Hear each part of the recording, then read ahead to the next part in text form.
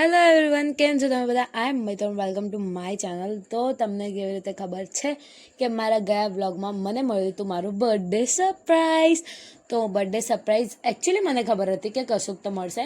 કેકના expectations ઓછા હતા કેમ કે એ દિવસ બધાનો જ ઉપવાસ હતો હોળીના લીધે. બટ કેક આવી ગઈ અને એટલી ક્યુટ કેક આવી યાર, તમે જોઈ શકો છો.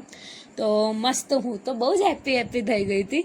તો કેક ગોગો લઈને આવ્યો હતો, તો થેન્ક યુ સો મચ.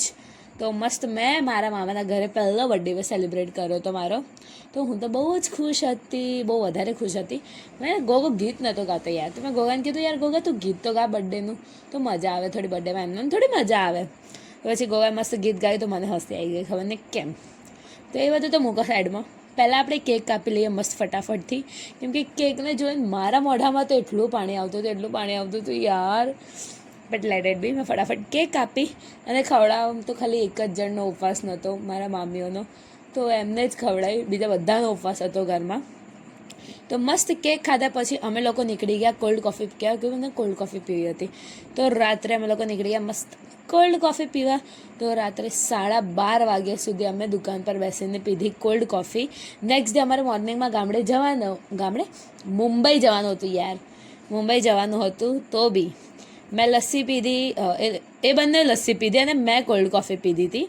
તો મસ્ત ઘરે જતાં અમને આ મળી ગયું ગાયનું બચ્ચું, જુઓ તો ખરી. અને રાત્રે 3 વાગ્યા સુધી વાત કર્યા પછી મોર્નિંગમાં મારો ફેસ તમે જુઓ ખાલી. તો 5 વાગે હું ઉઠી ગઈ હતી કેમ કે મારે હેર વોશ કરવાનો હતો એટલા માટે. તો ઉઠી તો એટલી સ્વેલિંગ આવી રહી હતી યાર મોઢા ઉપર, ખબર નહીં કેમ આટલી બધી સ્વેલિંગ થઈ ગઈ હતી. તો કંઈ નહીં, હું ફટાફટ હેર વોશ કરીને ઊંઘવા તો ગઈ, પણ જો કે મને ઊંઘ આવી નહોતી પાછી. તો લેટ ઇટ બી. પણ સવારે બી સ્ટાઇલ મારવાનું તો નહીં જ છૂટતું મારું, જુઓ તમે ખાલી જુઓ તમે.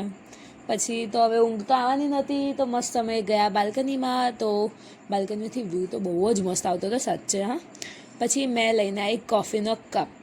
મસ્ત મેં પીધી કોફી, ગરમ કોફી પીધી, વ્યૂ એન્જોય કરતાં. અને પછી અમે લોકો નીકળી ગયા મુંબઈ જવા માટે.